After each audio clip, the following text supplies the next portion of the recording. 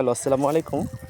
প্রিয় দর্শক, আপনাদেরকে সামান্য কিছু একটু গ্রামের প্রাকৃতিক পরিবেশের ভিতরে কৃষি আবাদ এগুলো একটু দেখানোর চেষ্টা করতেছিলাম।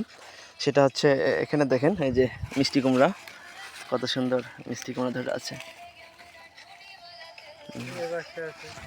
এখানে আরও আছে, এই যে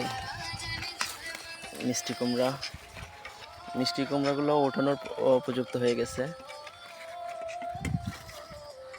এটা কৃষক কিন্তু তার নিজের জন্য ফলায়নি, এটা আপনার আমার জন্যই ফলাইছে, চাষাবাদ করছে যাতে কৃষক একটু উপকৃত হবে, আপনি আমিও এটার চাহিদা উপভোগ করব। বা লাল শাক, এটা মরিচের আবাদ,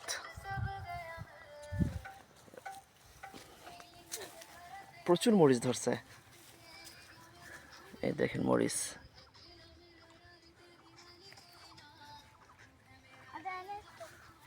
অনেক মরিচ।